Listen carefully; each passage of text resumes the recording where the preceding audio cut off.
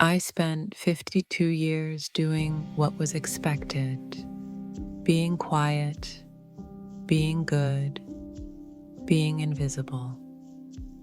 I buried desire behind polite smiles and called it self-control. I convinced myself that silence was strength, that wanting her was wrong. But that night, in the rain, with thunder above us and my heart breaking open inside me, she looked at me like she'd been waiting my whole life. And then, without permission, without apology, she kissed me, and the silence I had worn like armor finally shattered. I was 13 when I first saw her. She had red hair, the kind that caught sunlight like it was made of flame, and freckles scattered across her nose like constellations. She walked into my middle school homeroom in oversized corduroy and boots too big for her ankles. I remember thinking she looked like a storm in human form. Beautiful, unpredictable, wild. Her name was Josie, and I was instantly, helplessly, silently hers. Of course, I didn't have words for it back then. All I knew was that she made me nervous and dizzy and quiet. I memorized everything she touched. I stayed late to clean chalkboards because she stayed late to read. I wrote poems I never signed. I invented excuses to walk home near her street. She talked to me like I mattered. She called me honey when she was being sarcastic. She stole my fries at lunch. She made fun of my clumsy handwriting, but Al always smiled when I doodled hearts in the margins. But I never told her. Not when we were 16 and she let me braid her hair on the school field trip. Not when we were 18 and she cried in my arms after her parents' divorce. Not even when she kissed a boy in front of me at prom and I felt something inside me rip because it was 1973 and girls like me didn't say those things out loud, especially not to girls like her. We drifted after graduation. Life has a way of doing that, folding you into corners you never planned to live in. I married. She didn't. I taught literature. She traveled the world and sent me postcards from places I'd only read about. And then she came back. I was 52 the day I saw her again. Same fire hair, now streaked with silver. Same freckles. Same laugh that felt like breaking rules. She walked into my classroom during an open house event, looked me dead in the eyes, and said, "You haven't aged a day." I nearly dropped the coffee in my hand. We hugged, and suddenly I was 13 again, heart thudding, pulse sprinting, full of everything I'd buried. That night, she asked me to dinner, said she was only in town for a month, said she wanted to catch up. But the way she looked at me across the candlelit table, it didn't feel like catching up. It felt like coming home. I told myself it was nostalgia. old feelings stirred up by memory and soft jazz. But when she reached across the table and brushed her fingers over mine, I knew I was wrong. I walked her to her car. It had started to rain, soft, steady, sweet. And as she opened her door, she turned to me and whispered, "Do you ever think about it?" I blinked. About what? Us, what could have been, what still might be. My breath caught in my chest. I didn't know what to say, so I didn't say anything. And that's when she kissed me, in the rain, under the hum of a flickering street lamp. After 52 years of silence, she kissed me. The kiss only lasted a few seconds, but it echoed for days.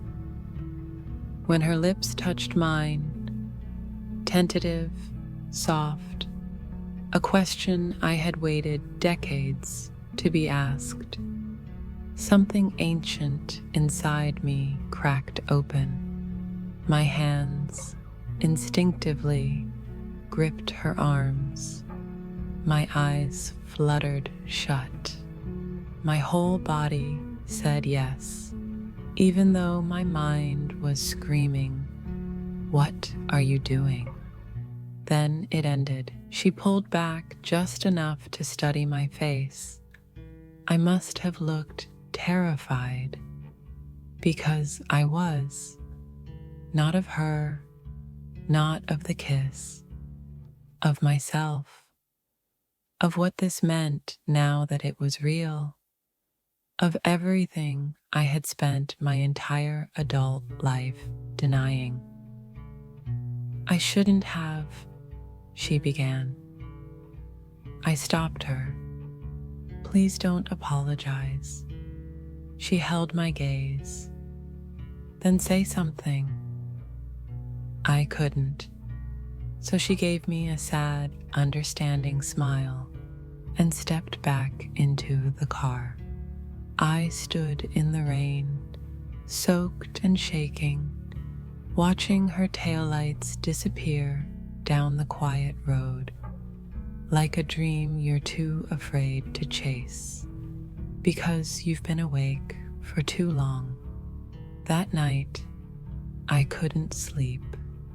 I touched my lips again and again, as if the memory might rub off, and I didn't want it to. Her kiss wasn't just a kiss. It was a memory awakened, a lifetime of silence undone in 5 heartbeats. And worse, it felt like my body had been waiting for it all along. The next morning, I didn't tell anyone. Who would I tell? My ex-husband, my grown children, my colleagues at school, who still called Josie, your wild friend from high school. I spent the day in a fog. My students read poetry aloud, but I heard none of it. I walked past the mirror and barely recognized the woman staring back, a woman whose skin still burned from a kiss she never thought would happen. And then she called. Her name lit up my phone like a dare. I stared at it. Let it ring once, twice, then I picked up. "Hi," I whispered. "You left your scarf in my car." I blinked. "Oh." A pause, then softer. "But I don't think that's really why I called." I sat down slowly, heart thudding. I'm sorry if I crossed a line, she continued. I've been thinking about you for years. And last night, when you didn't pull away, I thought, you weren't wrong, I said, interrupting her. Silence, then a breath, hers, relieved, hopeful. I wasn't? No, I whispered. I wanted it. I still do. I just don't know how to want it out loud yet. She didn't push. That's what made it worse. Or better, I couldn't tell. I'm only in town for 3 more weeks, she said. I'd like to see you again, but only if you're ready. I closed my eyes. Was I ready? Could anyone ever be ready for a second chance that never even got its first? But I remembered the kiss, and how, when our mouths touched, mine didn't hesitate, because my mouth remembered her, even if my life had forgotten how to. Yes, I said, come over tomorrow. And I meant it. I had lived 52 years in silence. It was time to start speaking, even if the first word was her name. She arrived the next evening with my scarf in one hand and a bottle of wine in the other. I opened the door slowly, breath caught somewhere between my ribs and my throat. Josie stood there in a faded denim jacket, rain on her shoulders, lips parted like she, too, didn't know if this was a beginning or an ending. Hi, I said, barely. Hi, she replied, softer. I stepped aside. She entered. We didn't hug. We didn't touch. Not yet. I led her to the kitchen, where the lights were low and the silence was pulsing. I poured the wine with hands that shook. She leaned against the counter and watched me, not in judgment, but in patience. That's something Josie had always done better than me. Wait without forcing. When I finally handed her the glass, our fingers touched, not accidentally, and still we didn't speak of the kiss. She looked around the house. You still collect postcards, she said, pointing to the board by the fridge. I see you kept mine. Of course I did. A beat. Even the one from Istanbul? I smiled. Especially that one. She walked over, lifted it gently, the one with the blue mosque and the ink-stained corners. She turned it around. You never wrote back. I never knew what to say. She nodded, then turned to me, and the air in the room shifted. You don't have to say anything now, either, she whispered. But I do. She set down the glass, walked toward me, stopped just a breath away. I loved you, she said. And I still do. I never thought you'd feel the same.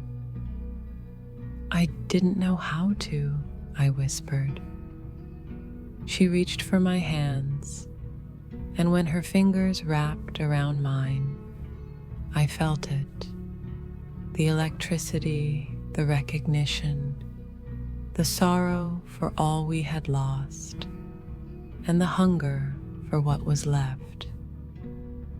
"You don't owe me anything," she said. "Not a label, not an apology. But I had to kiss you that night. I had to know if you still lived inside me or if I'd made you up." I stared at her. "You didn't make me up," I said. "You made me real." And just like that, the weight fell. The years of silence, the fear, the aching what ifs. It all dropped between us like a wall crumbling into dust. I pulled her closer, held her face, and kissed her.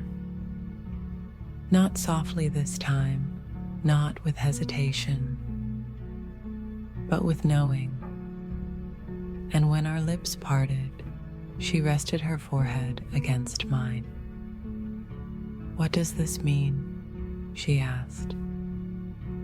"It means I'm done pretending I don't love you."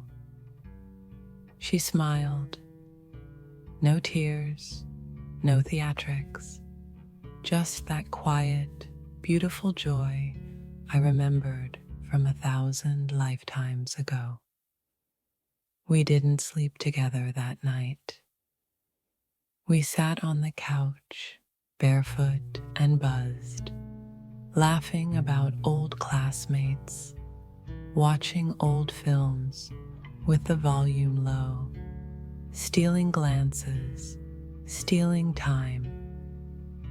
But I held her hand the whole time, because now I could.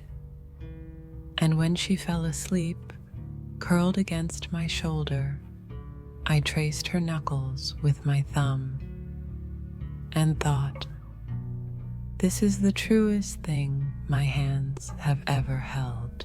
The first time Josie and I kissed in public, it wasn't planned.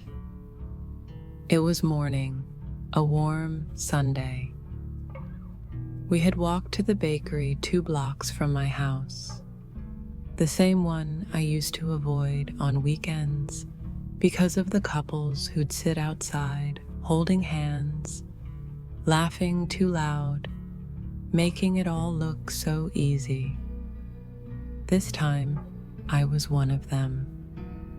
We sat at a small metal table under a tree, sharing croissants and coffee, talking about nothing and everything.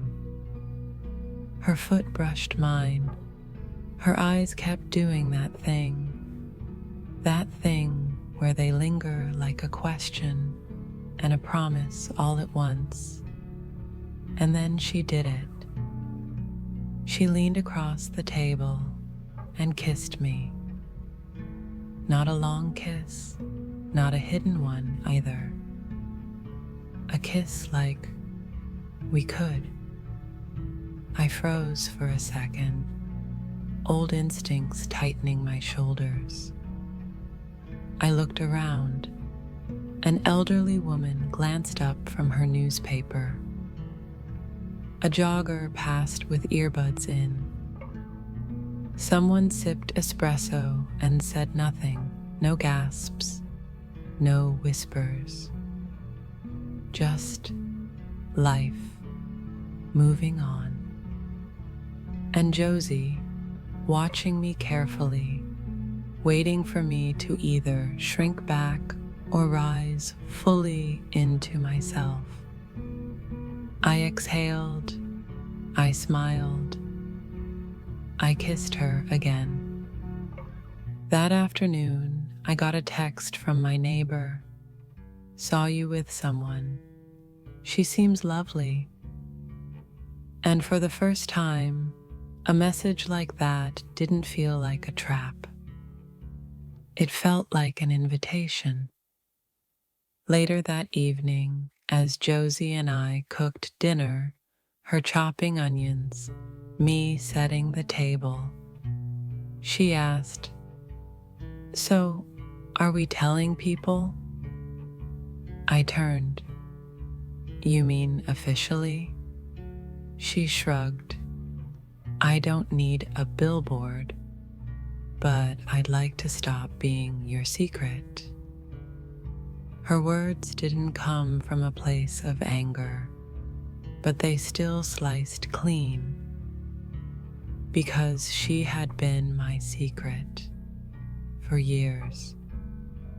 Even when we weren't together, she lived inside every choice I didn't make, every story I didn't tell, every truth I silenced. I don't want you to be my secret anymore, I said. Then don't keep me one. So I didn't. I called my daughter. She was quiet at first, then asked, Is she good to you? She's always been, I said. My daughter's voice softened. Then I don't care who you love. Just don't wait 52 years to tell the next person. I cried. I called my sister next, then a friend from work, and with each name, each conversation, the weight grew lighter. I wasn't asking for approval. I was reclaiming airspace, room for us, for me.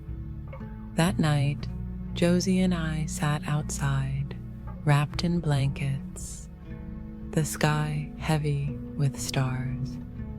I don't need a parade, she said, resting her head on my shoulder.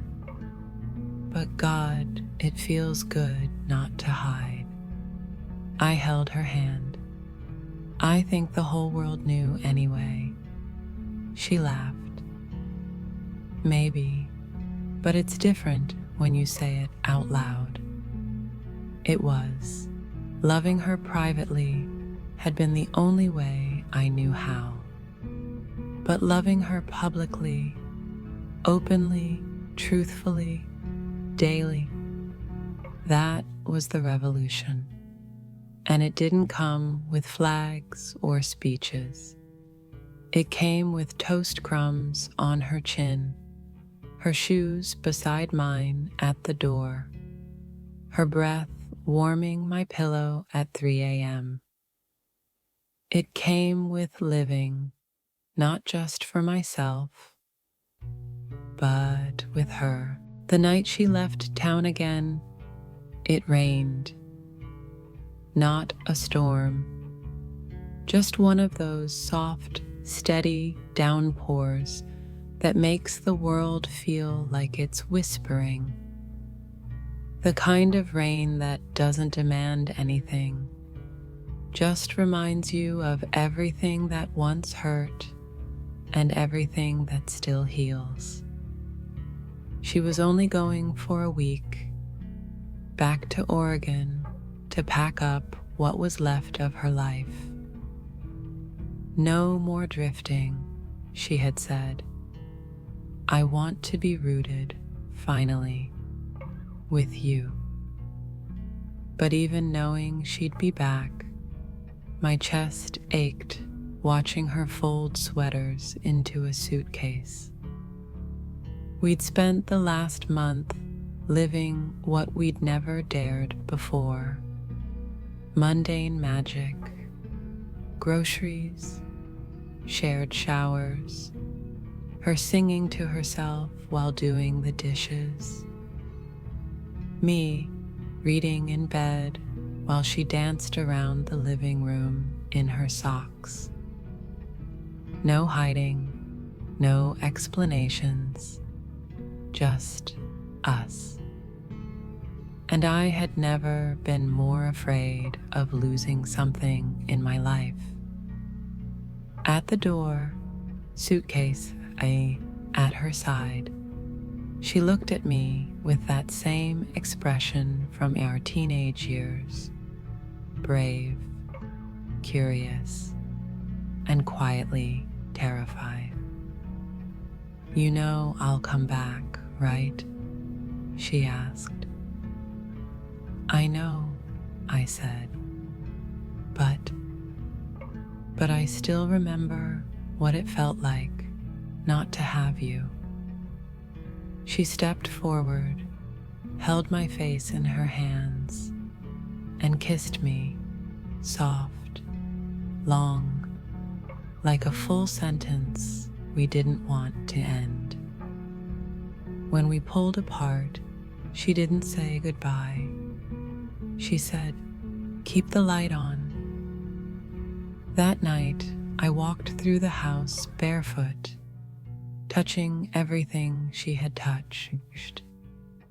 My wine glass, the pillow she slept on, the photo frame she'd moved half an inch to the left because it was off center and driving her crazy. And then I heard it. Rain. I opened the front door and stepped out barefoot into the street. The sky was dark, the air damp and warm. I stood there, arms loose at my sides, head tilted back.